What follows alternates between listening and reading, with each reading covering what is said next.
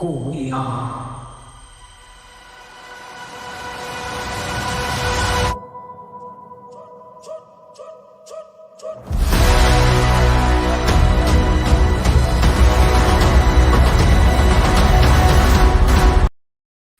What is going on, everybody? My name is Rich, and this is Reviews with Rich. Back with another video and back with another film club. We are talking all about Wakanda Forever, Black Panther 2, Wakanda Forever from Marvel Studios. It's going full spoilers tonight, so I'm giving you a warning now. If you have not seen this film and you do not want to be spoiled, click away now. Come back and watch it on replay because we're going to go all in tonight. I'm just can't doing it on my own. I'm going to be doing it with 4 friends of mine from all corners of this fair earth. But before I do introduce everybody, I quickly say thank you so much for being here and for supporting me. If you are not subscribed to the channel, please do so. It's free, completely free. It just helps support the channel and get my name out there a bit more, as well as everybody who's on the panel tonight. Their links are below. So I'm going to introduce to you them. Start again. I'm going to introduce you to them one by one. One from the land of down under. Her name is Leslie. She's looking lovely. How are you doing? I'm great. How are you, my dear? I'm good. Thank you very much. How about yourself? Very, very well. I'm cheering, and I've said it once, I'll say it again. I got a pay rise and a Christmas bonus. I'm winning today. You are winning. And you've got yourself a badass popcorn holder. Yes. And it glows in the dark. Mine doesn't glow in the dark, but I really like mine a lot. It's pretty damn cool. It's from Odeon Cinema. Not a sponsorship. Beautiful. I really like it a lot. Like so I'm going to start putting some trinkets in there and bits and bobs like that. So I really like it. Thank you so much for being here. Anytime. I'll introduce you to my friend. You already know him already, Leslie. But it is my friend Shane from the Emerald Isle. How you doing, brother? Oh, he's muted. Hey, no, I just unmuted myself there. I didn't realize you were a flat earther from the 4 corners of the earth, man. My God. I was from the corners of the. Sorry, I'm going to give you a geography crap. Yeah, I'm good. I'm from one of the corners of the flat earth. I was like, what's this about? You're going to get demonetized. You keep talking like that. Yeah, I'm delighted to be here. I'm actually really looking forward to talking about this particular film. Cheers as well. Got yourself a nice Beers pint in the there. hand. It's getting serious. It's getting serious. Yep. It's getting on it. And we've got ourselves Killer Cam back in his new crib. He's back. How you doing, brother? Back from the dead, baby. I'm here. I made it. Finally made it. Is he in his new crib or new crypt? Because that confused me. That is true. That's definitely not crypt. But yeah, financial crypt, yes. So I'm glad to be back streaming with you guys, man. This is going to be fun. Super excited. I even squeezed in this movie. Of course, it was a must. I had to go see it, but I squeezed it in so I could just be on here with you guys, man. It's gonna be fun. Oh man, I appreciate you squeezing. I know you had your hands full with all the move and everything like that. Oh but, yeah, man. I'm looking forward to seeing what you do with the basement as well. It's pretty cool. Yeah, and it's funny because at first I thought to myself, I'm like, man, this is my spot. This is my basement. And then my wife came downstairs.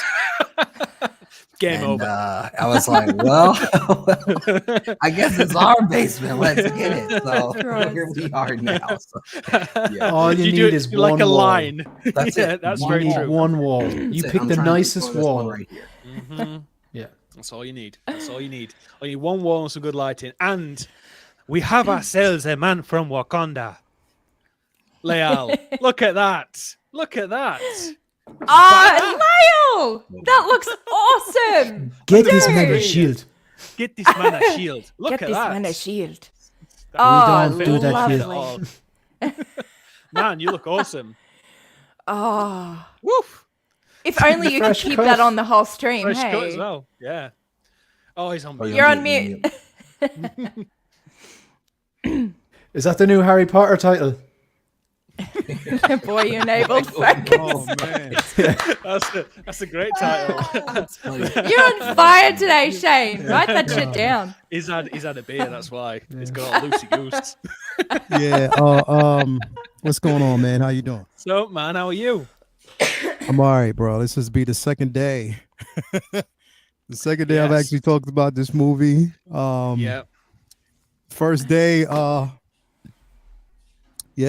be the second day I'm talking about this movie. Well, I hope we do something different. I didn't see your stream on purpose because I didn't want it to get influenced in my kind of. But I did. Little shout out to you, my friend Leo.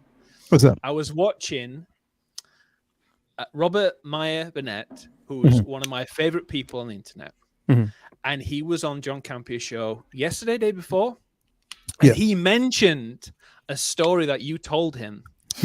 That was so beautiful. I don't want to spoil it.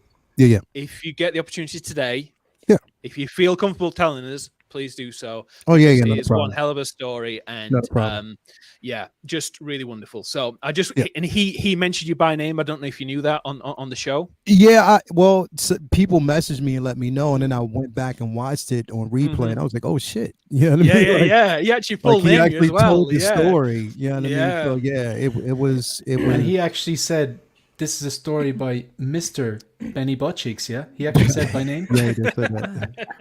Yeah, he did say that. That's crazy, man. He definitely did. He definitely did, bro. He did put the Mr. in front of it as well. He did. He should very respect respectful. where it's respect where it's due. Some love to Robert Meyer Burnett if you ever get a chance to speak to him later on this week. Quickly say hi to the chat. There's a lot of people already tuned in. Hey, panel and chat. Looking forward to everyone's opinion on this. Let's go, Brendan Salad. Good man. Les. Yo, everyone. Man, what? Yo, Cam, great to see you back, man. Absolutely. Winman42. Hi, everyone. Looking forward to this one.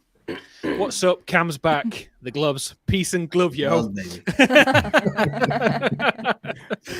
And looks like some pop content. I've got my local theatre. Did yours come with a lid? Mine didn't. I think yours did, Les, didn't they? Oh, nice frisbee. Look at that. Pretty ass. And Lael, showing love to Lael there. Spoiler alert, Lael is the new Black Panther. We can only hope.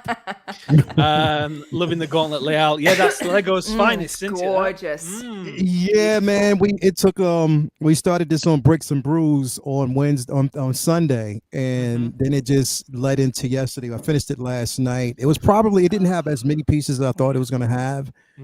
So I mean, with Legos, once you start, you can't stop. Can't you just don't want to stop. No, you got to keep going and going until you finish it. And that's the thing is, like, I mean, I used to collect Legos when I was young, but then getting on this show, Bricks and Brews, with Sean and Mario and all them, is like, damn, and I just got myself back into it, but not really collecting as much. But I mean, if I see something I like, and it's it's very therapeutic as well. It is. Yeah, it is. Yeah, I built the UCS Millennium Falcon. Yeah, I have that right there. It's right up there. 6,500 pieces. And it is one that was an investment in time, and I loved every second of it. So I've got all the. You've got. Go on, sorry. So it took Mike and I 2 weekends to build it because he got it for my 30th. Yeah. Oh, it was two weekends. So much fun. 2 weekends, yeah. Oh, I spread mine out over months. I did seriously. I went upstairs and just had it like an hour every Sunday to kind of build it up and stuff. And I've got all the UCS black ones with the Batmobile and everything like that. So it's awesome. Yeah. That one took a while, and also I had the deluxe collector's edition, the signature edition of the Slave One, which is no longer that name, but yeah. So that one took a long time. Yeah, that's amazing, that one, because I've got the TIE Fighter in that one as well. That's really nice, and that's same lineup. Some flat earthers say we're not flat earthers, just to say. Darren, brother, good to see you, man. Darren is a bit of a legend. He was part of the great Britain skating team. And he's one of the coaches there, and he's I went to his wedding a couple of years ago, and his lovely wife Becky, and he's got a lovely daughter Robin. So it's hope you're well, Darren. Good to see you, mate. So today we're going to be talking about this Black Panther Wakanda Forever. Okay. I want to quickly say how I feel about it and my initial reaction when I came out. And then we'll kind of go through that, but then we'll kind of break it down a bit more as to where we are and everything like that. Right. For me, my own fault, I overhyped it. I overhyped it myself. We'd been talking about it for weeks and weeks and weeks. This person's going to be in it, and that person's going to be in it, and this is going to be this, and this is going to be that. And I wish it had gone in with just completely blank slate. And I could have just taken for what it was, not what I was hoping it was going to be. Every choice that they made, Ryan Coogler, what an absolute bloody legend. That man is like 36, 37 years old. He's younger than me, and he's made all these films. He's an absolute genius. What he did with this film was bloody amazing. He was started from a very, very difficult point because he'd already written a script with Namor and everybody else like that in it already. Then he got the news that Chadwick Boseman died, like everyone else got it at the same time. Everyone else found out at the same time. Mm-hmm. He then had to question what he was going to do and if he was going to do that. And obviously he spoke to Kevin Feige, etc. And they decided to carry on without T'Challa for now. My thoughts about this film, it's too long. It's got a lot of fat on it. And the bits of fat we could have trimmed off, and I think it would have been a real masterpiece. Me personally, I think it could have done without Riri Williams. It could have done without the bit in Chicago. It could have done without Everett Ross. It could have done without a lot of those things. I think it would have just focused on the Namor versus Wakanda. I think it would have been amazing. The acting is top notch. Angela Bassett, unbelievable. We've all going to say this anyway. I think Letitia Wright nailed it. I think the amount of weight on her shoulders as a character and as a performer at so young to be doing what she did, hats off to her. She should be getting more plaudits, I think, for this as well. So that's my initial just little summary because I didn't want to kind of get lost in the chat and not be able to kind of tell you how I feel about it. I think it's beautifully made. I think it's slightly overlong. It ends with so much hope, and which is so wonderful. And it also gives us hints towards what's going to happen in phase 5. Leslie, my dear, what have you got a very quick kind of summary as to your thoughts coming out of the film? Where do I start? Look, I walked out in tears. I did, because it was very touching. It had a very touching ending, a very touching post and mid-credit scene. It hit me in the feels. It hit me in the emotions, definitely. As the overall film is concerned, look, I've come to expect that no Marvel film is perfect. Not at all. Especially Marvel films nowadays. But I think for what this film was, for the fact that Letitia had to have the whole film on her shoulders, I think she did an incredible job. I was very moved by a lot of the dialogue, by a lot of the scenes with Chadwick, of course, because of, you know, the memoriam factor. It really resonated and it held me emotionally. I enjoyed it. Upon leaving the cinema, I really did. There were a couple of things that I really loved about it. Some of the banter and the humor was great and really well done. Overall, I just felt like it was missing something. I would have to take a real deep dive into all the things that were missing. I enjoyed it. It wasn't perfect, but I found that it was memorable, which is important to me. And I'm looking forward to what they do next with the world and with the characters and the people. Well said. Well said. Before I go to you, Shane, just want to quickly say hello to my wonderful wife, Katie. Hi. Thank you for watching and thank you for being a support as always. I really appreciate it. Thank you. Shane, what were your initial thoughts coming out of the film? Everyone has very conflicting kind of initial thoughts where it's like, I don't know how I feel about it, and people absolutely bowled over straight away. What were your thoughts? First of all, thanks very much for inviting me here again. Thank you for being here. And it's great to see Cam. You know, I was texting him there the other day. It was like I missed the Cam.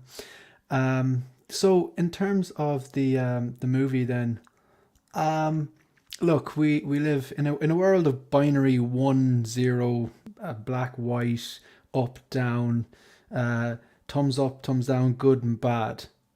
This is a good movie. This is a thumbs up. This is a 1. It's not a 0. Like, that's how I felt. I've been saying for weeks on Collector's Lounge that there is massive pressure on this movie for a variety of different reasons, not just the obvious, like T'Challa or Chadwick Boseman, rest in peace, not being there. They're making this movie with their backs against the wall from the start.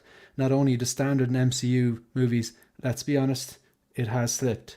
They're coming off back to back, I think 3 in a row of like bad movies in my opinion, and it needed something, and it was never, I don't think this film was ever going to live up to the hype. So you might have overhyped it, Rich, but I kind of underhyped it going in. I was like, no, let's set my expectations realistically. They're without Chadwick, they're without T'Challa. They've had to rewrite the script.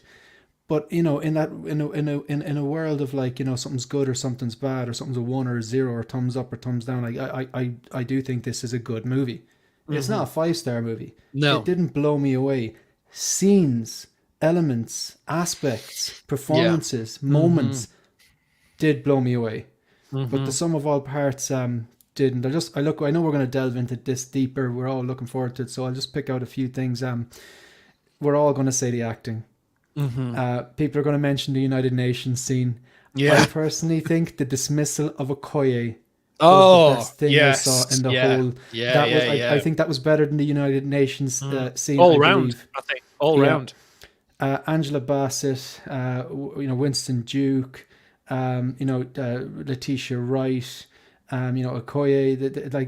The acting was, there wasn't a weak link there. Of course, Tenok as well. I thought he did very well as well. The bridge scene was fantastic. That's quality. There was stakes there. It wasn't just like CGI battle and no one's going to die. There were stakes there. I like that. In terms of the flip side, though, the third act, I felt, was victim to typical tropes. Ended up with a big battle. There was some continuation errors that I couldn't forgive, like the two guys getting stabbed on the bridge and then they recover. And I was going to say about that. I did not forget that. And I'll be honest, like, I'm hearing like there is the thing that something's missing. I think obviously I think it is T'Challa. I think it was Chadwick Boseman. It did seem to lack a lead. However, I do believe that is what you were meant to feel as an audience goer. Because they have missing their king, they're missing their Black Panther, and then on a human level, they are missing their friend. And I think you were supposed to feel like that in the movie. It doesn't mean that the other characters were poor. There was no bad actors in this movie, or actresses, or whatever, which way you want to call them. So, look, there's a lot I have to say about it, but I'm conscious that the lads have to go. So, are we doing ratings, or are we... You can do ratings. You can do ratings now. I need to see it again. Initially, I thought 4 stars, no higher than 4 stars, no lower than 3. But I think maybe 3.54. But overall, I think this is a good movie. It's not a perfect movie, but it's a good movie. I said exactly the same thing when I came home. Katie asked me what I thought. What would I give it out of 5? I said the exact same thing what you said. 3.5. I wasn't disappointed. No, but we're going to delve deeper into the pros and cons, I'm sure. Yeah, definitely. Lael, brother, what did you think coming out of this film? First time seeing it, because I know you've seen it twice now. What were your initial reactions coming out of the film, and did it live up to the expectations that you had? So for me, it lived up to my expectations, just mine. Because the thing is, I always say a separation of self, but also separation of what was expected. We knew, and I knew going into this particular film, that Chadwick wasn't going to be there. So I didn't go into it looking for his presence. I didn't go into it looking or expecting them to drive in too hard They gave him the best send off. They did honor him out, through the entire film from beginning to end. They honored that. I think that the performances that we actually got from the actors were honest performances. You weren't looking at the character, you were looking at the actors portraying this role, but giving it the raw emotions of what they felt and what they experienced through loss. To me, the film was about loss. It wasn't about just one person. It was about loss. It was seeing that loss between two individual characters, actually three, to be quite honest. I think each and every character, it was meant to basically feel a level of loss. Ramonda's loss of her son and her husband, having to hold a nation together. Now holding a nation together, knowing that there's the greed of another nation that is on the rise, trying itself to bleed that country of its resources. So basically seeing that, knowing that she has to hold all of that together through her grief, her loss, and also, as we see later on, which is a scene that Shane mentioned, like not just grieving, but anger, resentment. She's carrying the weight of something that happened previously, that she's now using that hurt to lash out on someone else because of that anger. So I saw that. Letitia Wright playing Shuri, but I'm not going to say Shuri. I'm going to say Letitia Wright, because Letitia Wright was playing Letitia Wright in this film. She was grieving through the entire film, like literally. And those emotions were raw. It was discovery, her basically dealing with the loss of her brother, her denouncing the mantle of the Black Panther, angry because basically all she was trying to do was save her brother. She can care less about the mantle. And a lot of people were wondering, okay, well, why would you basically go through the entire film and only give us the Black Panther at the end? Because it was meant to be that way. And I love the simple fact that it was about discovery. It wasn't about her basically picking up the mantle from the beginning of the film and just running through the whole film, as a Black Panther. People would have been like, well, why? There would have been judgment on that. But she basically waited, and, we saw that development. We saw basically what she had to do and what she had to go through. She experienced loss after loss after loss. That speech that Angela Bassett made came into fruition for Shuri, because she literally lost her entire family. One of my only gripes was about this film, and it is spoiler talk, so I can actually say that. One of my only gripes about this film is that the path that they chose to get rid of the most iconic character, not besides Chadwick, but the most iconic character in Ramonda, who had so much potential to go into another film. Even though I understand why they did it, it was the choice to kill her off in this movie that I was like, why would you do that? It made absolutely no sense to me. But by the end of the movie, I understood. It was a level of sacrifices that was needed for Shuri to advance. So seeing that, I went into this entire film with that weight of loss, experiencing that loss through these individuals, people who have actually gone through it, whether you lost a brother, a sister, anybody who's may have lost someone through cancer. I've lost 4 people in my lifetime through cancer, literally 4 people that I was close with. So this movie spoke volumes. They didn't make reference to what it was that killed him, but we knew basically what it was and what it was about. But it was the simple fact that, again, they gave us the weight of that loss, and we got a chance to experience that through these characters.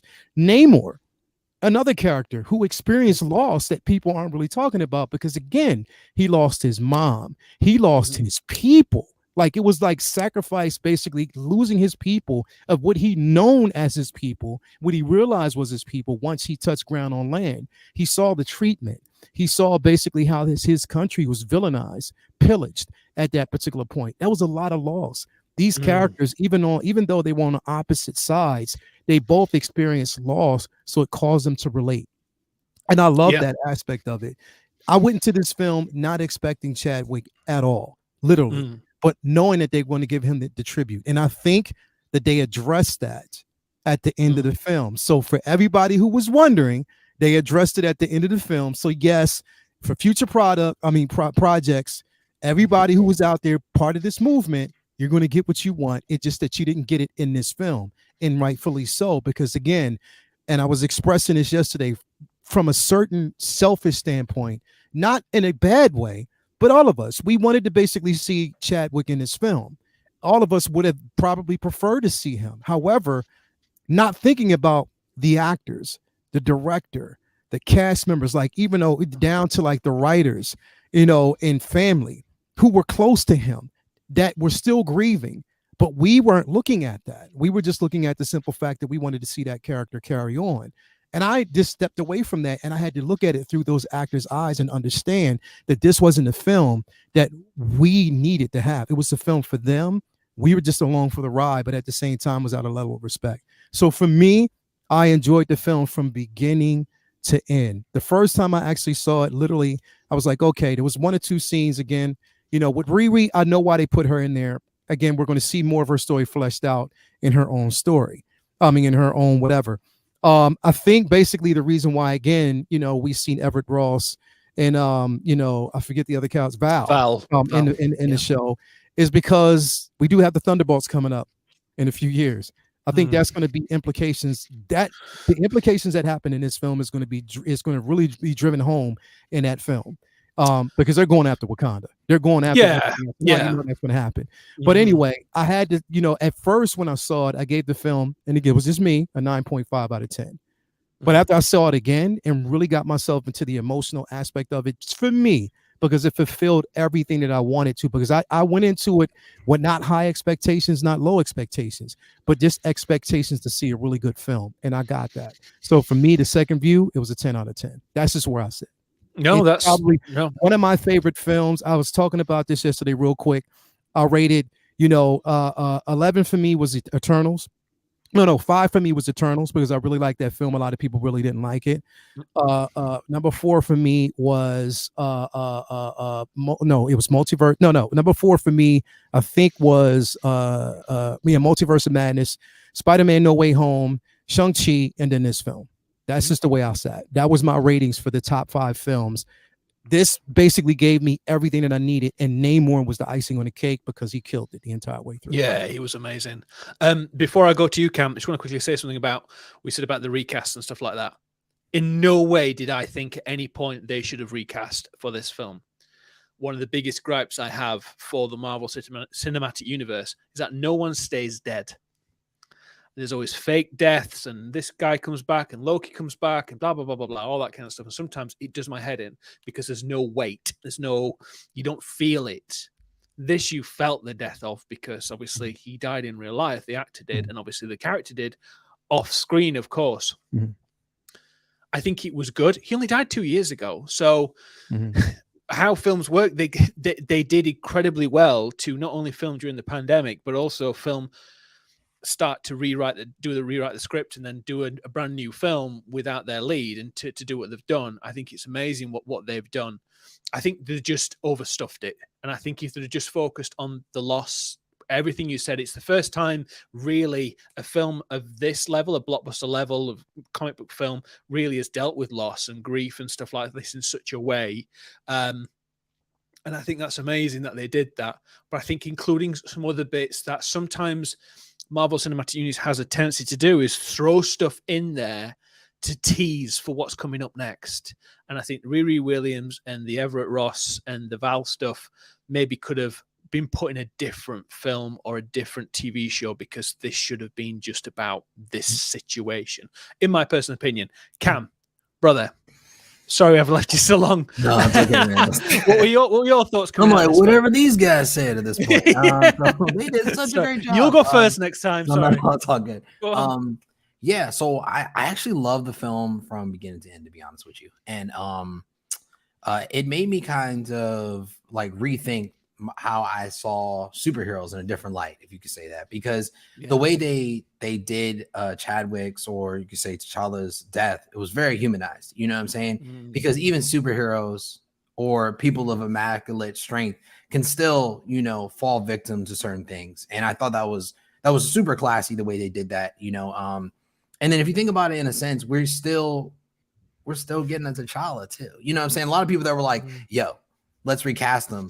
In a sense, you'll get a T'Challa, but you're going to get Zero, the other version. You know what I'm saying? So, but I just thought the portrayal of all the different characters and with all their different developments. I mean, like you said, with Ramonda over here grieving and then also trying to be in top of a nation. Shuri, who's actually lost her faith from the beginning because her very first prayer that she gave to their God didn't work, is how she felt. You know what I'm saying? So for her, she's like completely lost and broken. Okoye, who basically lost her position and is trying to like, you know, find her place as a normal civilian in this thing. I just felt like the character development was fast for 3 hours. You know what I'm saying? I know a lot of people were like, oh, it was kind of, there were a lot. I mean, Rich, I know you said there was a lot of fat in there, and I agree. Some parts were like, you know, like why is that in there? But also, I felt like it was needed to really tell the story of how these characters are going to evolve, you know, later on in the MCU with the next phase. So that was super exciting to see. There were some comedic parts in there with Riri Williams that I thought was kind of refreshing to have, and kind of lighthearted too. That kind of gave the film not a super serious but jury, you know, feel as well, which were like refreshing, like I could say. But it's good to see also with Winston Duke or M'Baku, like to see how he went from being this like arrogant, you know, D-bag that just wanted to like take over to now he's kind of like an elder, you know, really trying to like guide Shuri in the right way. Because if I believe it was this film is placed like 12 years after or 6 years after T'Challa's death, but what 12 years? No, it's a year after. No, when is it set? Because it's set a year after he died.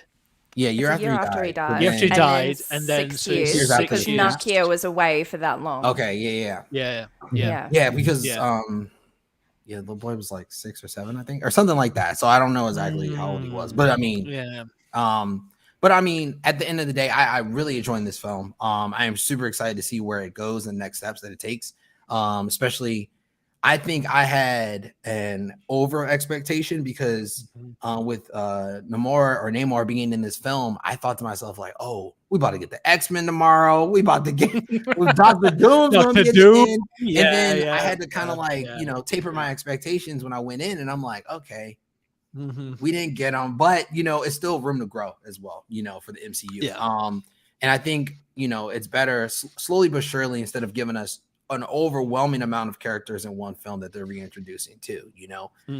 We were still able to get you know, new Black Panther, new character Namor, and then we're also able to get a new group of Dora Milaje, the Midnight Angels, which is exciting too to see what they're gonna do. And they didn't kill Namor off. We got to he didn't get killed off.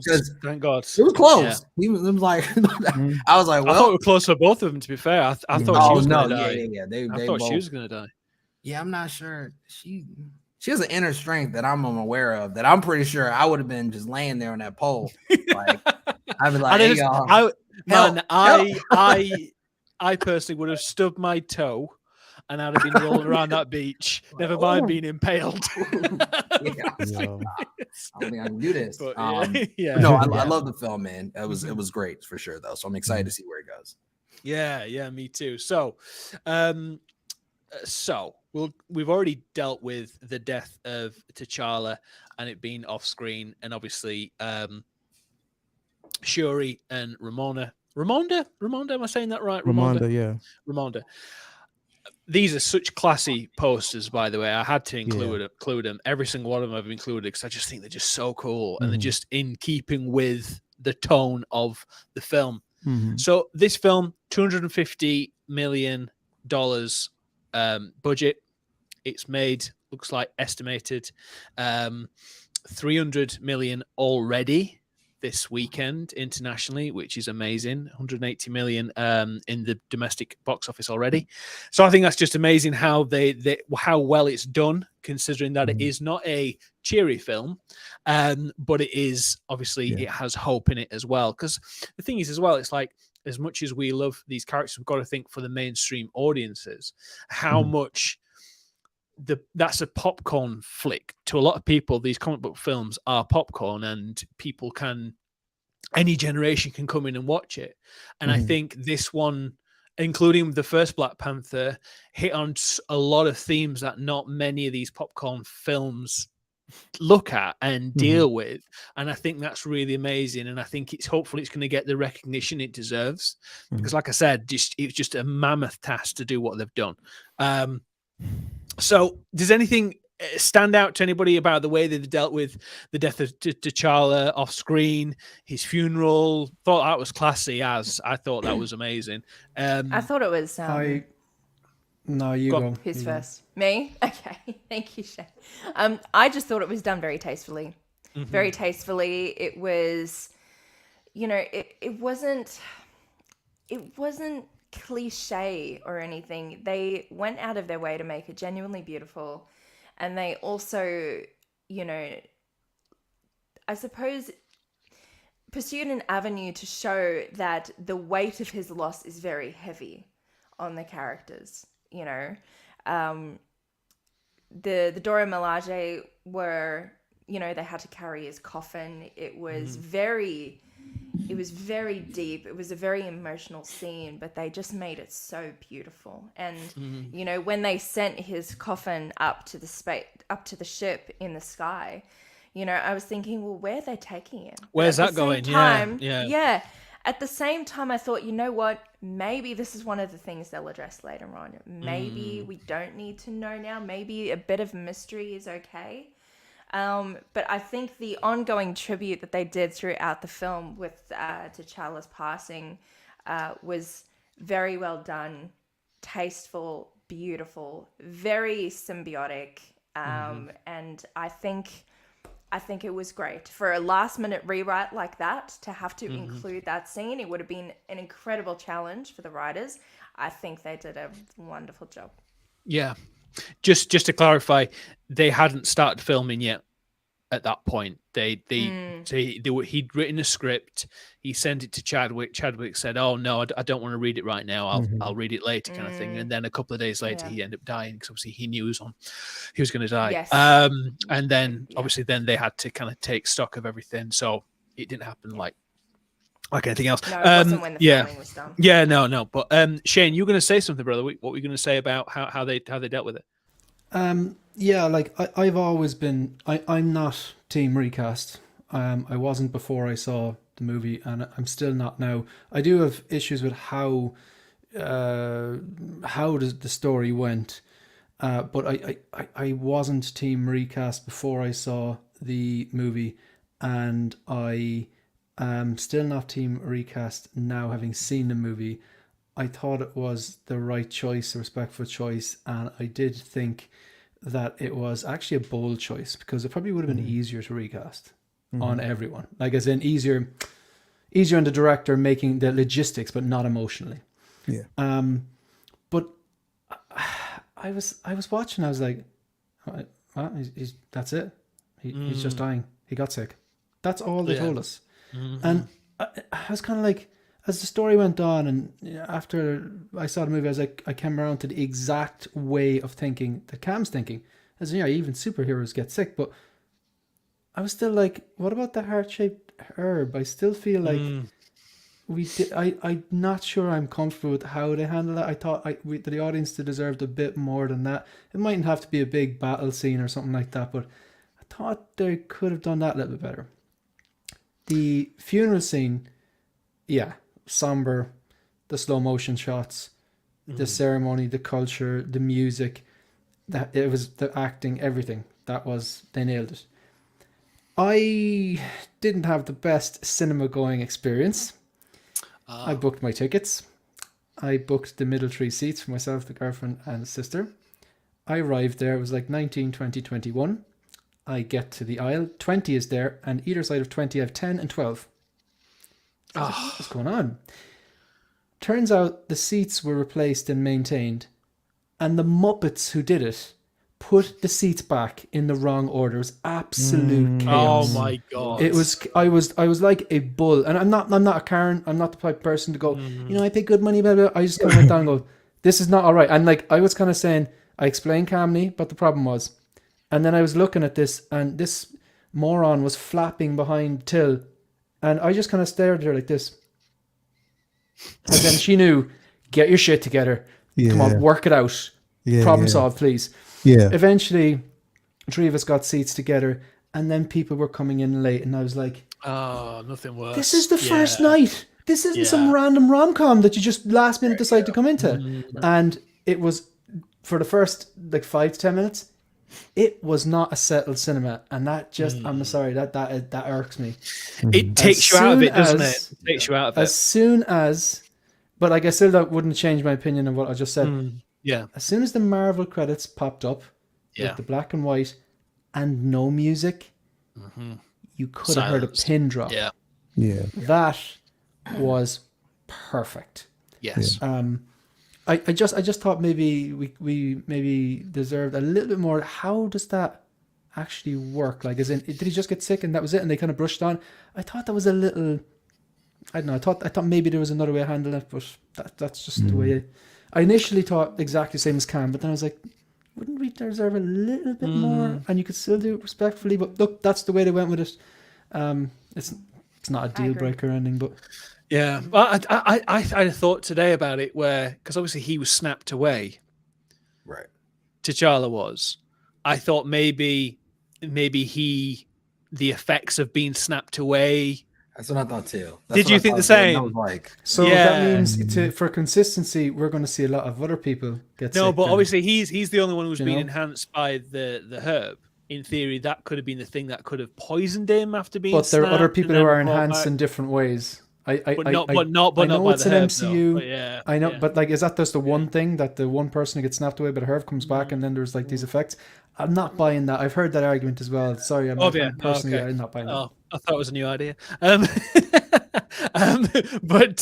no, that's that's the thing. It's difficult to kind of do that.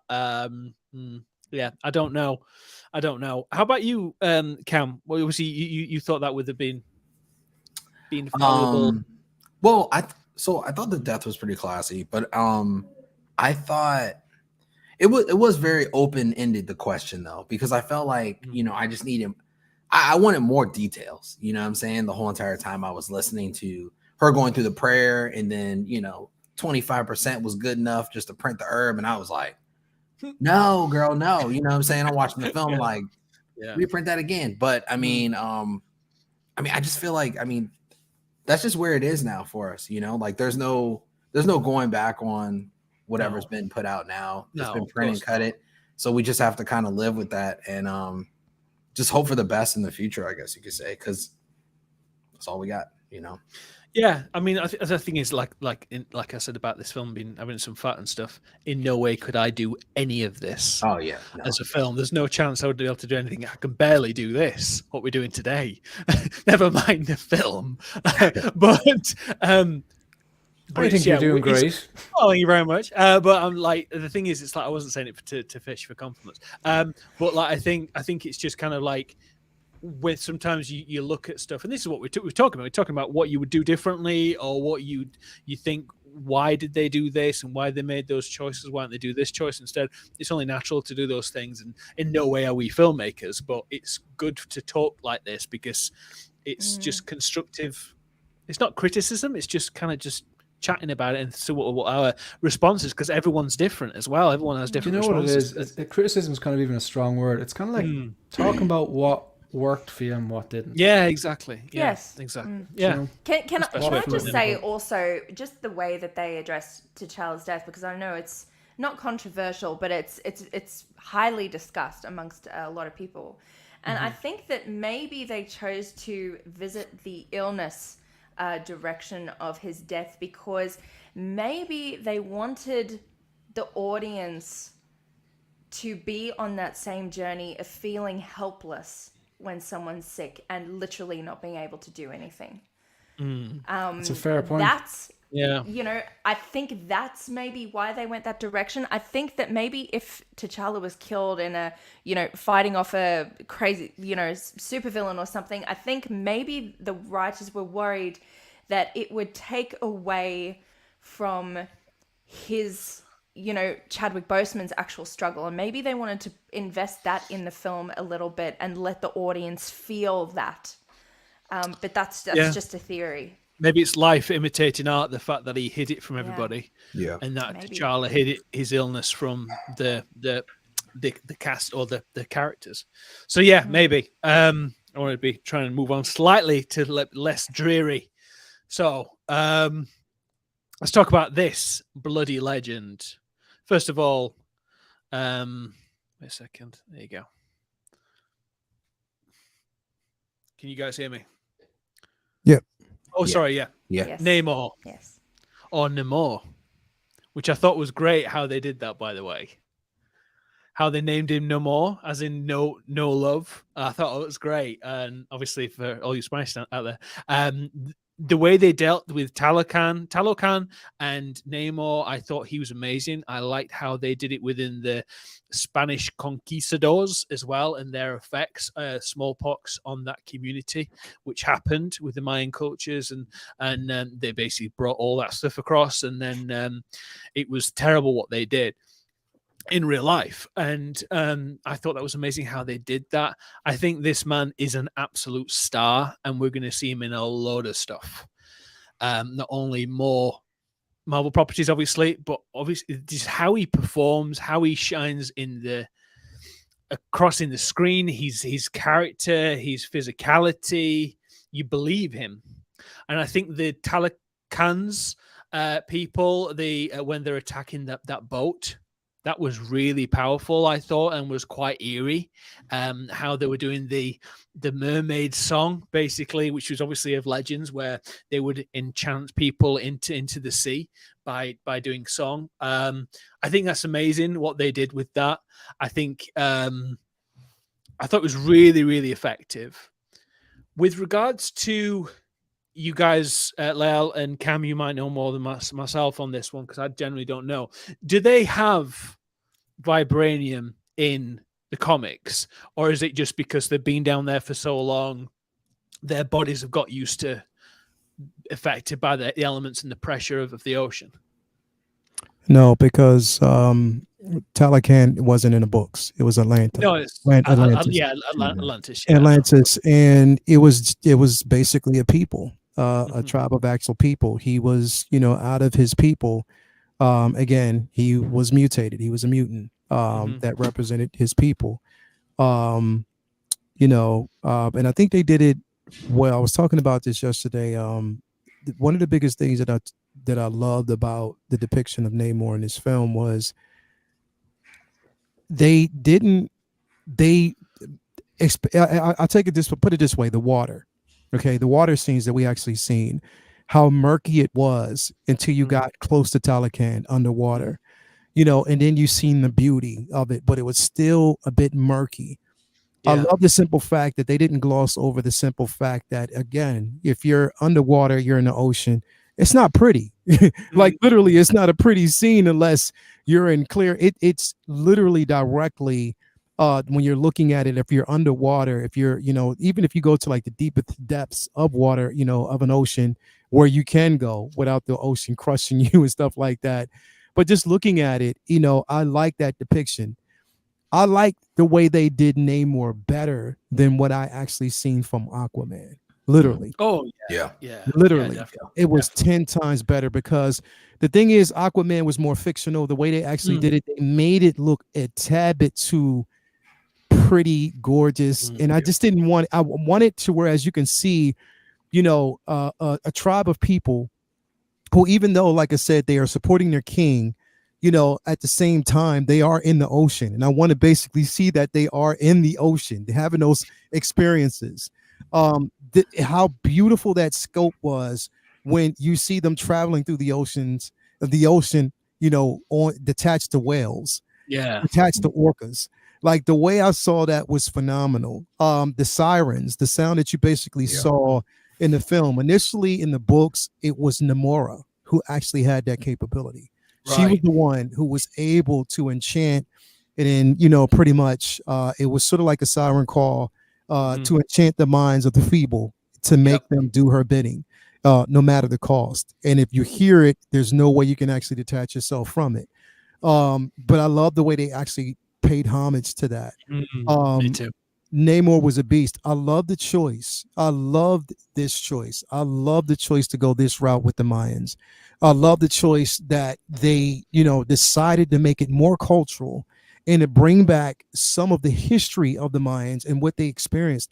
I love that probably more than anything, because now you have two sides of the coin. You have two cultures that pretty much damn near experience the same thing. Yeah, there's so many parallels between the two. There's so many parallels between the two. I also like the simple fact that as the film went, we know that Namor basically experienced a certain level of loss. But then I was saying to the entire time, I was like, I want to see him, I want to see that arrogance. I want to see a level of arrogance. And he displayed that at the end of the film when he was doing the painting. Yeah, when he was doing the painting, he told her, he was like, look, fear not. They're going to need assistance from us. When a world comes down on Wakanda, they're going to ask us for assistance. And that's when they're going to be the most vulnerable at that particular point. So I know exactly what I'm doing. He's extremely strategic. He is for his people, anti-hero the entire time. But I loved it. I loved Namora. I love the way Atuma was portrayed. That bridge scene was dope. That fight was amazing. Yeah, it was amazing. I loved it. And Namor is a beast. I can't wait to see more of this character. I definitely can't wait. So in the comics, was there a war at any point? Is there a particular storyline, Loyal? Is there a war between Wakanda and Atlantis? Yo, Cam will tell you, T'Challa hates Namor. Yeah, he hates this guy. He hates him, like literally. For God's sake, he stabbed him on a planet and waited till that planet blew up with him on it. Like literally. Whoa. Literally. That's I love stuff like this. I love stuff like, because there's like from the Batman, where there's the flooding of Gotham. That was from a comic, and I like that. I like going back and then reading that comic, and that's kind of where they've got the inspiration from. That Cam, you're on review. There you go. Oh, there you go. I don't know. Oh, damn, look at that. Oh, go this way. Sorry. Yes, that's it. Where he's like flooding Wakanda right here. Oh, it's not even figured out next Friday. Yeah. That's the Phoenix story. Yeah. He got half of the actual Phoenix. It was the Phoenix 5. When basically they became, or Namor got half of the Phoenix Force. Wow. And he flooded Wakanda. That scene right there, when you see him in the air, that scene was copied in the film, and that's what I loved about it. It was amazing. Yeah, I was hoping for more of a huge tidal wave, a tsunami. I did like it because it was like just off screen, like the water was trickling in when they're having that conversation, and you could just see it just trickling through the gap in the corridor. I was like, I like that. But I wish I saw a massive tsunami engulfing them. But I think that would be amazing. So what story is that one from again? Just for everybody and myself. It's the Phoenix Force, is it? It's the Phoenix Force. Yeah. So basically, So the Phoenix was split and divided into 5. So Cyclops had half of the Phoenix Force. Emma Frost had half of the Phoenix Force. It was, what was her name? When we know Namor had half of the Phoenix Force, Colossus did. Oh, Magic. Magic had half of the Phoenix Force. Yeah. That's awesome. Thank you for that. I like learning about stuff like that. So saying about I think he's saying about the funeral. In the funeral and the Wakandan people. He was saying there's no outsiders, so I thought maybe it's a Wakandan tradition. It wouldn't be abnormal for wanting people to grieve on her. Yeah, true. I think doing that also would have avoided making the film about them, because it was very early on in the film, and to have all the other heroes come together, it would have been nice in a sense, but I think it would have taken away from. Yeah, I reckon if the goats and She-Hulk were there, it would have taken me out of the actual grieving process. And I am damn sure it will take Leia out of it as well. You already know. Forgiveness for I'd have walked completely out that theater and said, "We're not doing this." See you later. Not cool, Disney Plus. So Wingman42 says, by the way, I had a horrible experience on my screen. Was so damn near unwatchable at the night scenes. I had the same experience. Yes. I think what they do is, and they did the same for House of the Dragon, when they're filming stuff at night, inverted commas, they're really filming it in the day, and then they're editing it afterwards, where they put like a LUT on it, or they color correct it slightly. Thank you. They color correct it. So maybe to make it look like it's at night, but it's actually filmed in the day. sometimes it can look off, and I think it did look quite dark in those particular scenes, especially when Namor arrived, and I thought that was the same. How about anybody else? Did anybody else experience that when they were watching it? Yeah. Yeah. I thought it was a little dark, but then I thought maybe It was that's a just little how dark. it's supposed to be or something. But I'm going to see it again. Yeah. Yeah, it was dark. I thought generally darker than it probably should have been across the board. So let me just say, issues that the clips released online look totally different. Yeah, they did. I thought the same thing. I think it looked very muted in the colors. So I just want to quickly, because I know I'm conscious of everyone's time, Riri Williams, Ironheart. Now, I don't know very much about Riri Williams. I know a little bit about what happened to her in the comics, and that's why she became Ironheart. And I know they'll delve a bit more into it with her father and stuff like that. They hinted on that in the film.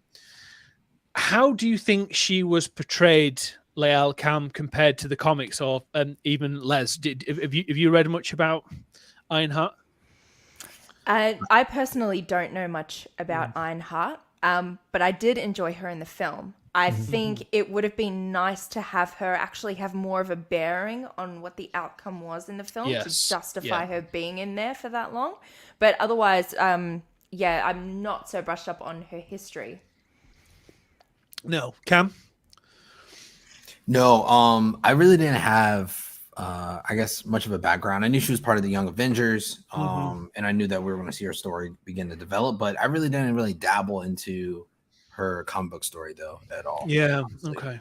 She so basically she was given a grant. She was one of the ones who actually initially got the grant from MIT by Tony Stark. That's how he noticed her. He noticed how intelligent she was, and he basically took her under his wing because they were the same age when they discovered, pretty much the level of intelligence. It's just that she's smarter than him. Like she has a certain level of intelligence that he views that. So that's why he kind of took her under his wing. So it's not when everybody sees the similarities, it's because that's the way it's supposed to be. Yeah, of course. And hopefully we see that in her own show. You know what I mean? Because he was like a hologram to her at some point to kind of help her along and stuff. Even in the books. Okay. Yeah. I think that was like one of the things people were saying that like we might see in this film. So people were like, there's going to be an ending scene where you're like, Mr. Stark, is that you? And it'd be like the hologram AI version of him, but that never happened. So there were a couple of clickbaity clips that had that on. Like they blatantly did it themselves in Photoshop. I saw that quite a few times. First Lokage 92 says, some dark scenes. Jordan Peele has his night scenes in Nope. Sorry, I'm reading that terribly. Someone in MCU needs to talk to him for filming night scenes. Yeah, 100%. I have not seen Nope, but I've got a lot of respect for Jordan Peele. That's the reason why Daniel Kaluuya was not in this film, because he was filming Nope at the same time. So he wasn't in there. So when they were like, "Oh, he's in jail." Oh yeah, he's in jail. He's filming Nope. That's what's going on. So just to let you know, just in case you wondered why he wasn't there, there was scheduling conflicts on that one. So, was there a particular scene anybody really enjoyed and thought, "Oh wow, that's really striking to me"? Something that really resonated with you, rather than the obviously more emotional side? Is there something within the film, the attack on Wakanda, the moment that Ramonda died? Was there something that really stood out to you that was really powerful or just really amazing spectacle wise? Okoye and the Queen. Yeah. That was such an impactful scene, and it really saw Okoye just thinking. You could tell that in her eyes she was thinking back on what the Queen was referring to, and she thought, "Fuck! I thought this was fine. I thought we were over this. Over with." Yeah, I thought we were okay. Yeah, I thought we were okay, girl. That's true. But wow, and when we're looking at Okoye, we really want the Queen to kind of forgive her and show her mercy here, because what happened was completely out of control. It was an accident.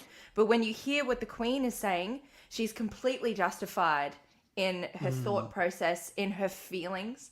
She may have gone a little too far to exile Okoye from the Dora Milaje. She went way too far. But at the same time, you don't blame her for the way she's feeling at the time. So you're kind of on both of their sides, which really makes you a bit self-conflicted, and it makes you think about the situation as well. I thought it was brilliant. It's my favorite. It's my favorite. It's a great scene. It's a great scene. Shane, any scene in particular that really stood out to you? Can I give my thoughts on Namor and Riri Williams? Oh, sorry. Sorry. No, you're all right. apologies. You're all right. You're all right. Sorry. I didn't want to interrupt anyone. Namor nailed it. He was believable. He owned the character. He kind of he embodied that character. Like, he just seemed to be. He did it so well that he made me forget the Tinkerbell feather ankle things. And like, it wasn't a thing. I know it was the thing, but it really didn't distract. I thought, I'm just going to have to make my peace with that. It's going to be distracting. It wasn't. I actually liked the way he moved. He kind of like, it was almost like he was like jumping from almost like a Kamala Khan imaginary. Like, it was like he was on these invisible platforms and just bounding through. I actually thought that was quite cool. That was really good. It wasn't distracting. I was looking forward to Riri Williams because I have the Marvel Unlimited app with the the graphic novels and the comics on it, and like I haven't like read deep into her backstory, but I always saw that suit and I was like, man, that's really like rescue. But I kind of do agree with you here, Rich. I felt it was a bit shoehorned. I felt it was like, okay, we need to introduce her. Yeah, she'll do. Throw her into Wakanda Forever. Whereas that scientist who invented the detector for vibranium, that could have been anybody. Like, could have been that late Bell. Yeah, it could have been. But they could have leaned into that a bit more. And like, I thought, like, I don't find her, like, her intelligence really came across there. Like, and I thought they kind of just shoehorned her in there. Yeah, you're smart. That's your role. And I didn't think that worked. And obviously I didn't like either of her suit designs.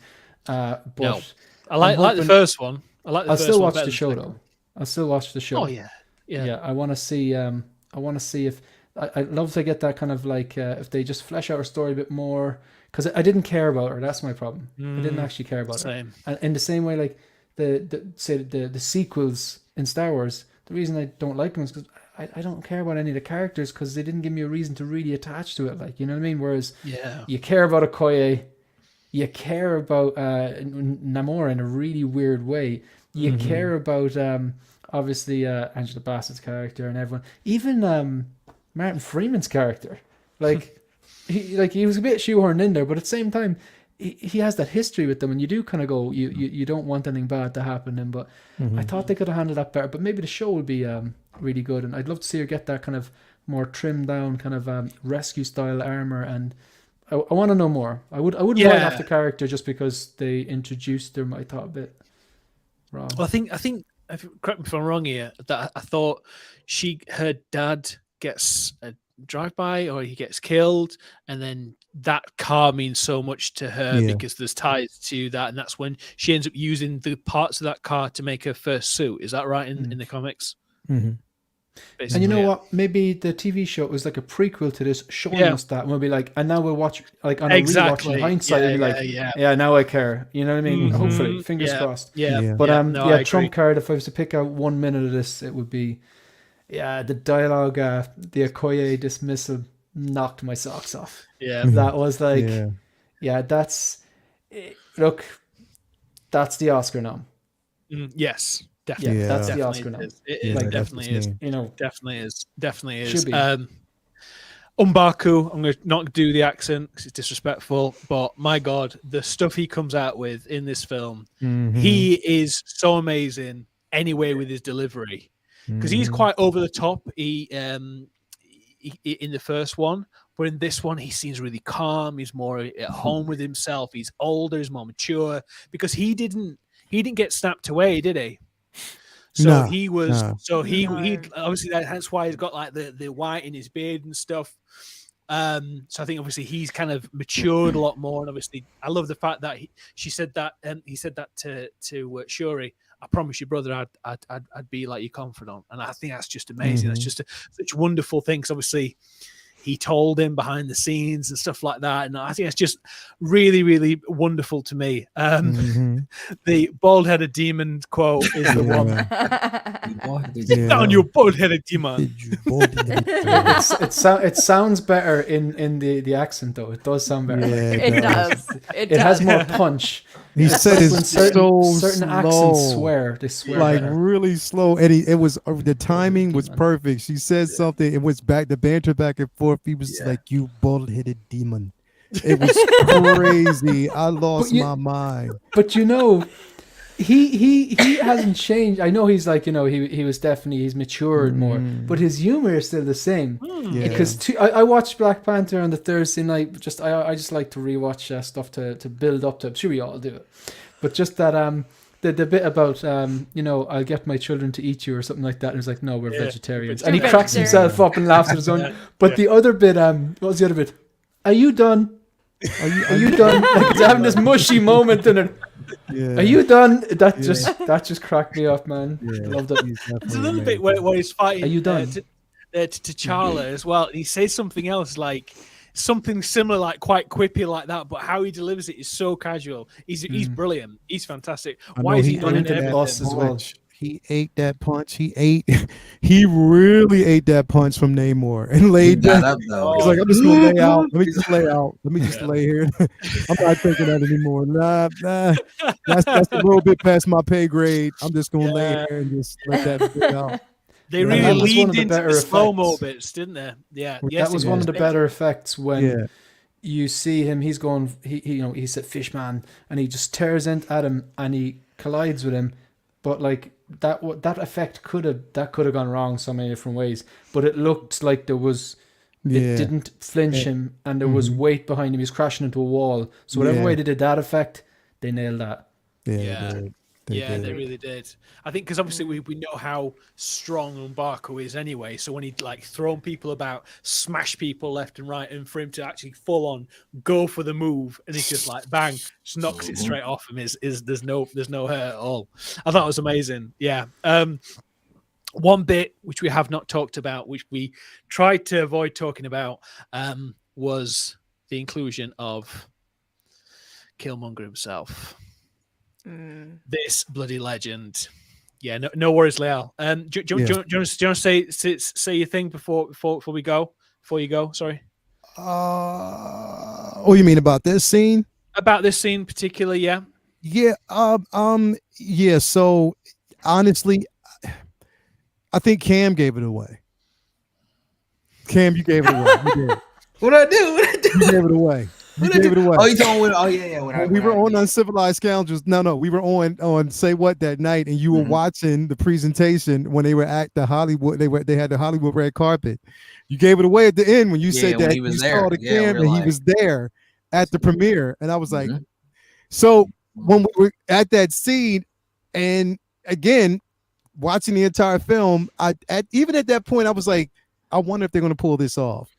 But even during that scene, when you saw like the throne room catch fire, or before that, when she goes around and she's looking, and I was like, yo, if they do it this way, I was like, yo, this is going to be phenomenal. And they did it. And it made perfectly good sense. It made sense that would be, the ancestor that she actually finds because of what she said earlier on, how all she just wants to see the world burn. You know what I mean? So when she said that, of course, she was speaking from a space of vengeance. So, of course, the only person that you could have seen at that time was him. And that's why he said, you were the one who summoned me. You chose me because of what you basically said, because of your anger, because of your vengeance. Because you're just, and the thing is, Killmonger always says some shit that is justified. And I'm like, fuck you, bro. Like, literally, bro, you can't get mad at it. Like, you're like, yo, but you're a villain. But you're right. But you're a villain. Exactly. So right. Yes. The villain, a good villain, you can't have a good film without a good villain. Yeah. And it's the same way that Thanos be like, man, the man has a point. If we get rid of half the more resources, and you catch yourself going, snap out of that. Yeah. But, you know what I mean? Like, so Killmonger, I think, is the best part about Black Panther. The first part, and there's a lot to like. You know, yeah, you're right. it is. It was like, yo, I can't get past the simple fact that you were absolutely right about everything that you're saying. And I'm like, like even Namor, his personal, he was right. What he said is exactly what was going to happen. They were going to challenge them for resources, and they have to basically stand their ground. But it was just how he went about it, of course. Yep. But again, Ryan Coogler and his team write these villains in a way that they are so interesting. They are so like you're just so invested in them. You just grow an attachment to them. Killmonger is possibly one of the best MCU villains. You know what I mean? One of the best that I've ever seen on camera in the way it was portrayed. But what he said in that throne room, he was like, "You will not dishonor your mom." Like, or he said, "Joe, you won't put that on your mom." She basically gave her life to save that lost child, whatever.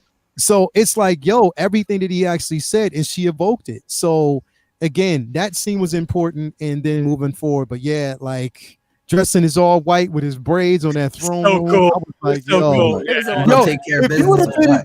Listen, if you would have been in the theater when every female in that theater saw Michael B. Jordan on that throne, even my girl, I was like, really?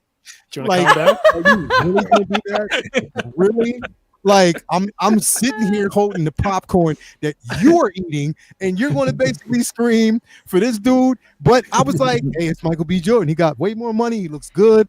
I'm just gonna let him have that moment. Like straight up, I'm gonna let him have that moment. Like straight, bro. They was even when he was walking around, Shuri, I heard this girl say, "Touch him, girl, touch him, touch him." Here we go with this shit. We have a very different audience in the UK. We're all very bottom down here. Bro, we don't have any of that. It was crazy. You have to go in a minute. Yeah, man. Thanks for having me here, man. I can't wait. Being here.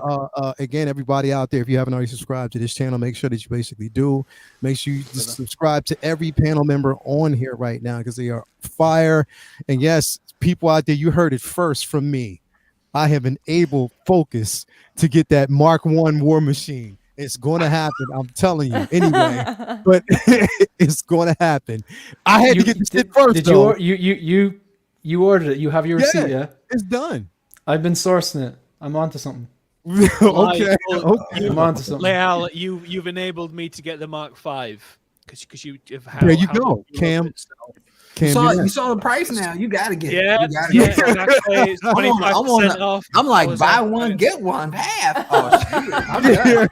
Where's my credit card? Let's go. But nah, man, thanks for having me here.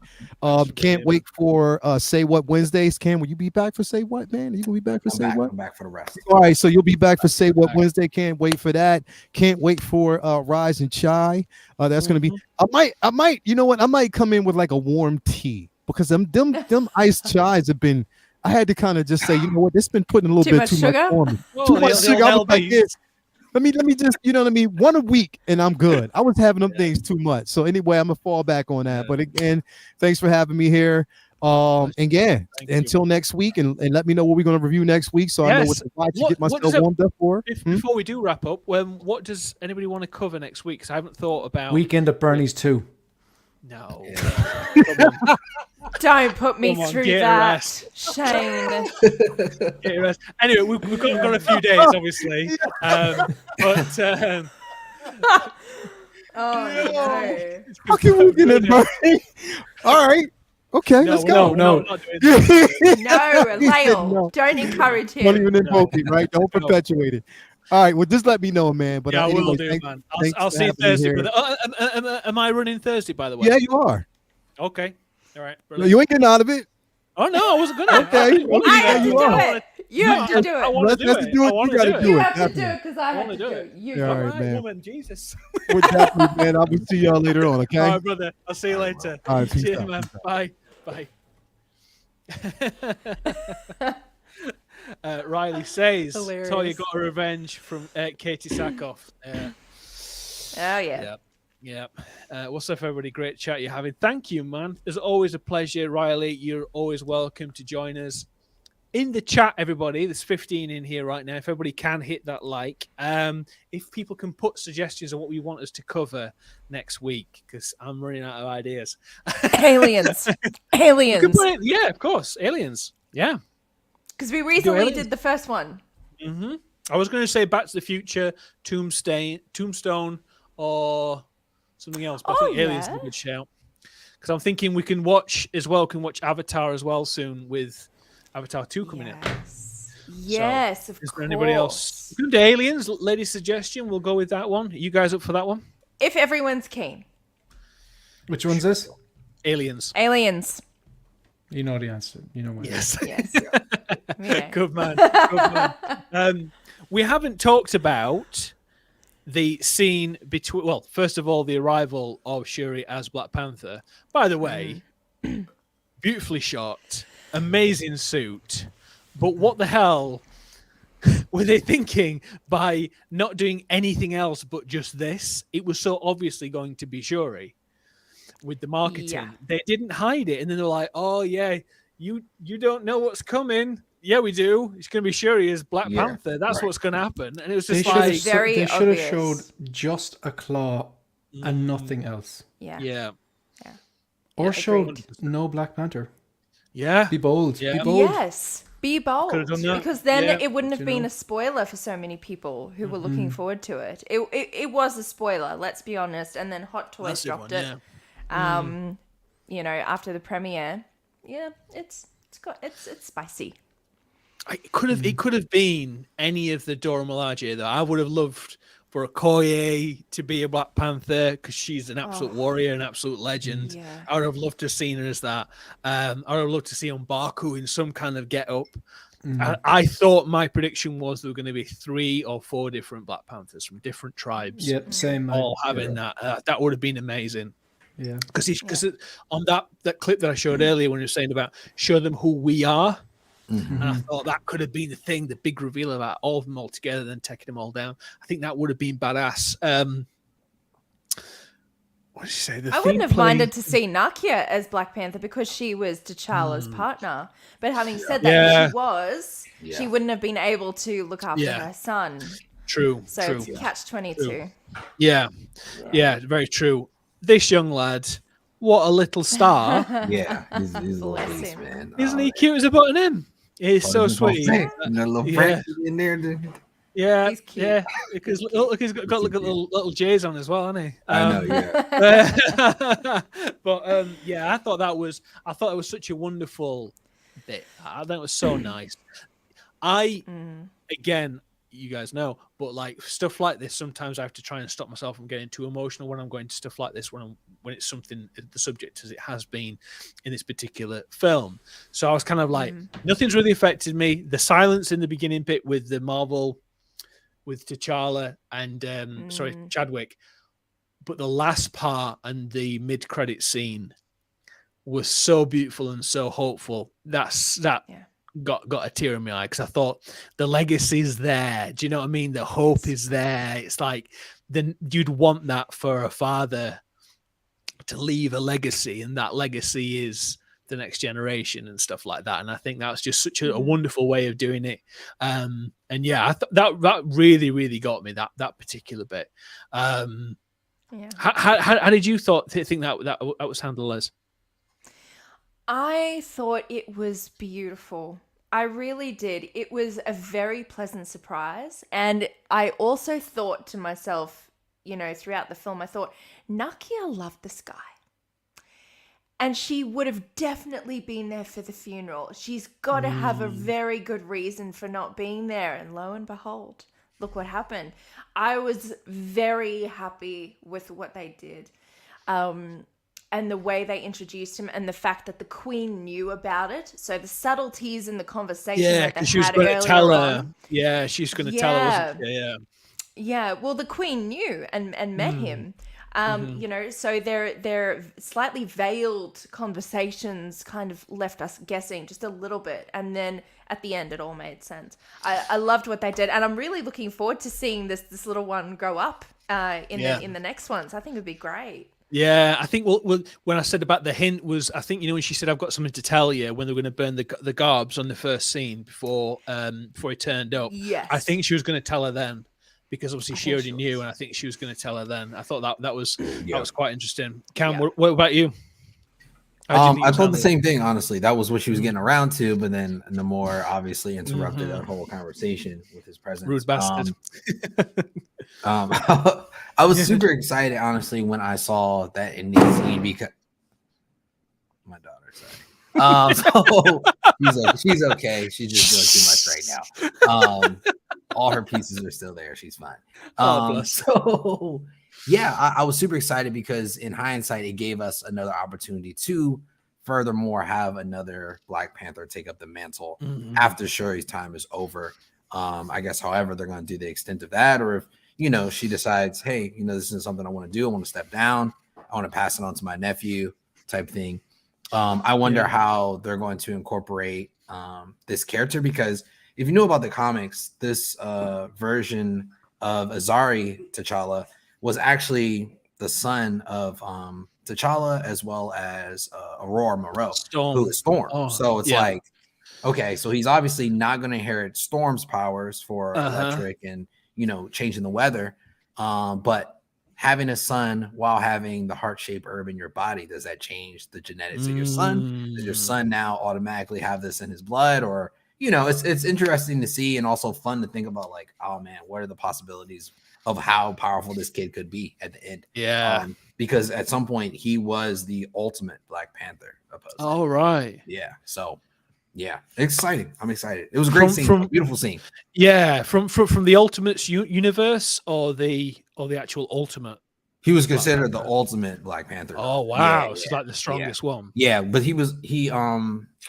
but this version also used guns too. So it's very confusing. So it's like, it's a mix. So it's like, you got all that power, you gotta shoot nobody. Got a gun too. Yeah, just in case. So just in case. Yeah, just in case these not working. So yeah, it's gonna be interesting to see though. So yeah. I think they're gonna end up bringing T'Challa back sure. in Secret Wars or something like that. I think everyone's coming back in Secret Wars. I think everybody from every universe is coming back. Sorry, just be 1 second. So I have to leave soon. Sorry, Les. I know you have to go. So before I get to you, Shane, Les, what's coming up on your channel? Get off mute. You're on mute. You're on mute. There you go. Lots. So on my channel, more review essays for films, both older and new, which is pretty exciting. Okay, cool. More soundtrack and film music covers, simply because they've been well received. And Can I interrupt you 1 second? Yes. My daughter, who is 3.5, you've seen a picture of her, was sat with my phone watching you sing the Aladdin song. Oh, was she? Oh, that's so sweet. It was so sweet. It was so sweet. Aww. Honestly, it was lovely. Because I started playing it because I was like showing Katie, I was like, hasn't she got a great voice? And then Lola looked at it and she just sat and started watching it properly watching it. I thought it was a really beautiful moment. That's very sweet. That's so I didn't nice mean to interrupt hear. you there. No, it's true. But yeah, I wanted to tell you that. That's lovely. Great. Well, I'll keep doing them then. Yeah. One for you, Lola. You're going. Yeah. I'm going to start working out a schedule to do a few live streams, and I've got a few shows coming up. I've already got some lovely guests who are very interested. I'm going to be doing some customs, some collecting series, and also some artist series as well. So I'm going to be exploring all the goodness. I've lined up a few graphics and things like that. Just need to sort out this bloody background of mine. Once that's done, I'll probably get going in a couple of months. And of course, Rise and Chai with you and Lael. My Friday morning, your Thursday evening, I believe. And of course, Film Club with you. And we're trying to sort out something weekly. We are. We'll see how that I think we'll probably do next Friday. Do it then, because obviously I've got Iron Logan this Friday, and I'm thinking maybe next Friday. Yes, you do. I'm looking forward to watching that. Thank you. John is a great guy. Yes, he's a really good guy. But thank you again so much for being here. I really appreciate it. I'm carrying talking to these fellas for a bit longer, but thank you so much. Looking forward to seeing you on Thursday. If there's any suggested, if you want me to go and cover anything on Thursday, just let me know. Drop me a message. Absolutely, I will. Thank you so much. And Cam, it was our first time streaming together, so It was. lovely. Oh, it was I know, lovely it's to great meet nice. you. I didn't know Thank you. that. Sorry, I just assumed that you Leslie, knew quick each other. question. Sorry. Quick question. Yeah. Was that a latte you were drinking earlier? Was that a chai? Was that a chai? It was an almond latte. I see you on the streams with him all the time. Do you have a machine in your house? Or you I go to the do. store? I'm like, I do. okay, No, I I was have a gonna say, machine. I was like, that's I've gotta got be a. expensive. They look so good. and, Tassimo, like, what? a little bit of foam on top. I'm like, oh, she's killing It it. even With the makes glass. ice. Light, Yeah, light ice, Jesus Christ. Lael's Hashtag favorite. light eyes. I was Yeah. drinking Yeah, no. water, so I'm like, Yeah. No, Wow. I've definitely got a machine. It's an espresso digital, so you just push buttons Okay. and it tells you Oh. when to clean and all that, and it uses the capsules. So it's lovely. oh, Yeah. wow. Great. Good work. Good work. That was It's good to Thank see you you. so much. Thank gents. you so much. Have a lovely day, Shane. Always a pleasure. I'll catch you guys soon. See you soon. Take Take care. care. Bye-bye. Bye. See ya. Latoya T, the Queen, is in the house as well. Hey, how are you? Technically, Latoya enabled me because she got. Yes, she did. I said if she's Lael got the pushing. Mark 1, Yeah. Oh, man. I just need a little push. Yeah. And then Latoya got it as a gift, I believe, for Lael. And then I was like, Shit right, for Christmas, yeah. gotta start searching. Yeah. It's this next couple of weeks are going to be pricey times with all the deals Yeah. hitting left, right, and center. You're going to get ridiculous. I had a hard time saying no yesterday. I saw Carlos had a post for Yeah. T'Chaka. $180. Yeah. What? I was You're like- not the I only was one like, looking at that. It was hard because I was like, all right, I got Yeah. stuff to pay for. I'm moving. I'm doing stuff. I was like, Yeah. don't spend it. And then he dropped it down to like 175, and I was like, $5.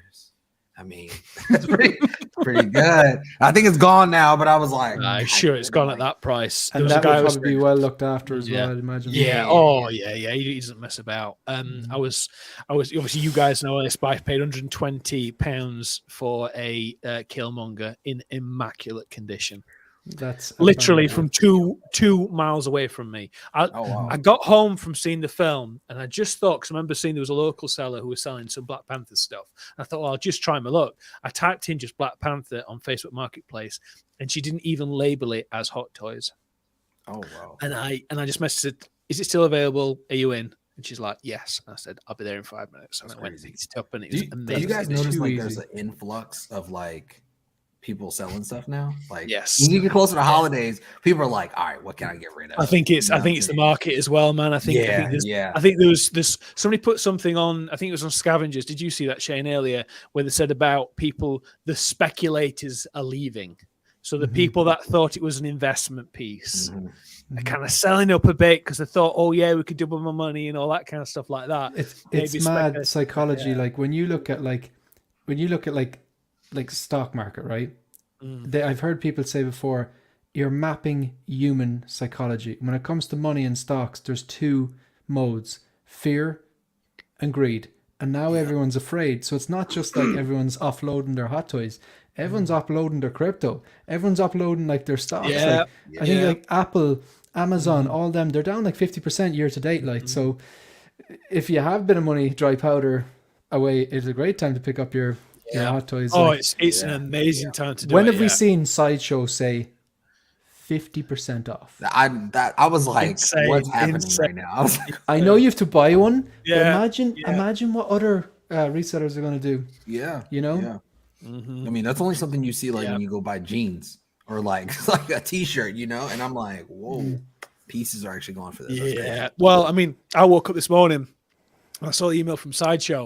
It was like buy one, get one half price. I'm like, oh my God, this is going to go down. But then I was like, wait, just hold off to that bit on Braveheart where it's like, hold. Yeah. It's just wait.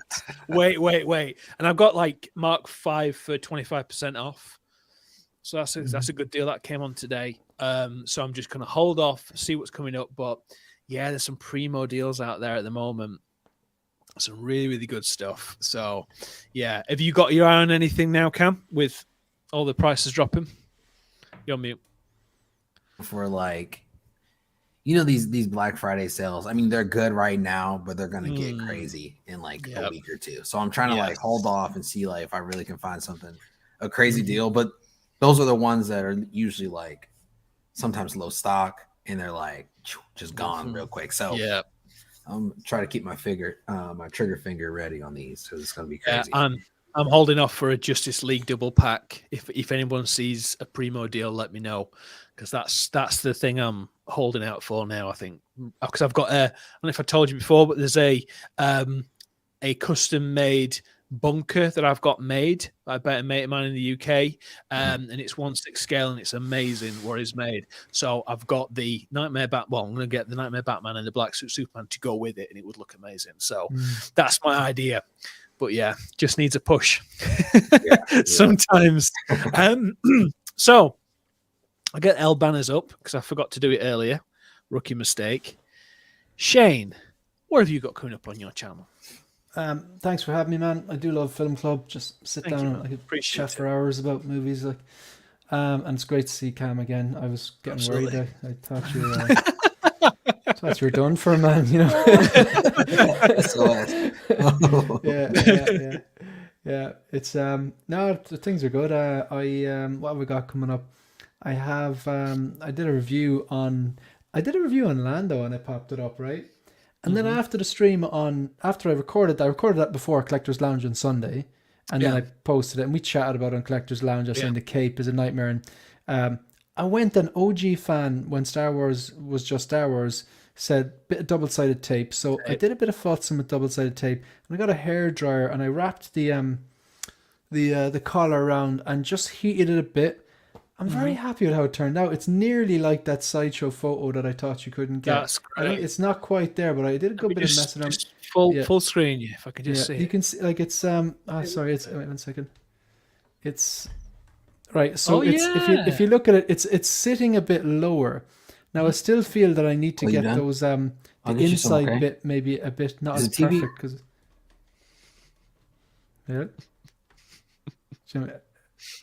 Go on. No, you're all right. You're okay. I think it's definitely like it's actually wrapped. The collar's wrapped around his neck, and the thing is sitting on his shoulders as opposed to being back. So the more it wraps around his neck and sits on his shoulders, you can't see those awkward straps. So it's kind of sitting a bit more vertical as opposed to fraying out. So I might do a little bit more work on the weekend. I reckon I'll get a bit better. You know, so I still love that armored Batman. By the way, I love that one. I missed that. That reminds me. So I'm putting up a load of shorts lately. Just basically popping the box behind the turntable.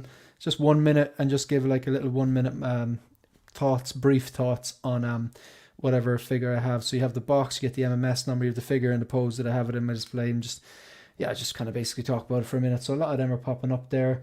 Hit a milestone today, so hit like 1,500 subs. So 1,500, well done. That, so really, really happy with that, and thank you. I just want to push for the next 2 months, and don't think I'll be able to hit 2,000 by the end of the year, but like I'm going to go for it. You should push out and put out some content and start putting out some different videos and stuff like that. Like, we'll see what happens. Like, did you notice a big increase from shorts, like in subscribers from you doing your shorts? It's strange. You like shorts because they get pushed into like a different promotional thing. I think because YouTube is trying to promote their shorts as reels, they do get more views, and plus they're short. Like, because you just tap on them and you might see 2 seconds. That counts as a view or whatever the minimum is. Okay. So what I noticed is the views do go up, which means your exposure goes up, and you do get a few subs, but sometimes they can be fickle. So you might get like 5 subs, and then you look the next day and it's gone down by 3. So you might take 5 steps forward and then 3 steps backwards. Whereas like usually if people sub, if they watch the full video or live stream, it's more of a true sub. Like the person actually goes, oh, this is for me, as opposed to some kid going, oh, this is pretty cool, I'll sub, and then going, oh, I don't like that anymore the next day. You know what I mean? So So it does. I would recommend it if you are trying to grow your channel and you want to showcase some of your figures. It's simple. It's something that I need to do. Definitely, it's a mix is good. Yeah. I don't think you can grow your channel and live stream. No, I don't think you can eat shorts alone. I reckon you need that mix is good. Mix, if you can factor in I think that's great advice. Thank you for that, Cam. What have you got coming up on your channel, my friend? Thank you for being here. Yeah, man. Thank you for having me, as always. Man. You've been throwing out invites, and I've been like, nah, I can't, man. I gotta pack up boxes. So, yeah, thank you for having me, bro. Again, appreciate it. Super, super fun. Had a great time with you guys today. Just talking about this amazing film that I loved. Right now on my channel, I don't have anything coming out probably recently. But I'll probably do another episode of The Corner if we have any new Marvel releases or anything come out for Black Panther Wakanda Forever, any new suits or any announcements coming out. Hopefully we'll see that Namor figure and maybe fingers crossed in the next week or so. So we'll see how that goes. Go for me on that. Yeah, for sure. So that's going to be great. And then Wednesday, I'll be on Say What Wednesday on Lails. And then I will be on a Feezy Figures channel on Saturday around about, I think it's like 8 o'clock Eastern Standard Time. And then I'll be on Collectors Lounge with you guys again on Sunday. Good lads. Yeah, good lads. No, man, pleasure. Thank you so much. For me, I'm on Rise and Chai, where I'll be running the show on Thursday. So I'm going to be doing the mixture of collecting and also pop culture news. So I'll be there with Leal and Leslie. We'll be on Leal's channel. On Friday, I am really looking forward to having some time with Iron Logan. I'll be on his channel. We'll be doing Posed Up. So it'll be an interview as well as us posing up figures. I'm going to be using the Mark IV diecast so I'll be posing up that, and I think he's got another Iron Man, so he'll be posing them up as well. So I'll be doing that, so I'm really looking forward to that. I'm going to try to do some shorts on Shane's advice there. And yeah, so if everyone can subscribe to everybody on this channel, Reviews with Rich, Marvelez, 1/6 Scale Man, 1/6 Figure Focus, and Cam's Collection. Thank you for everybody who has been here today. And I'll see you next week when we do Aliens. Have a good night. Have a good week. Take care.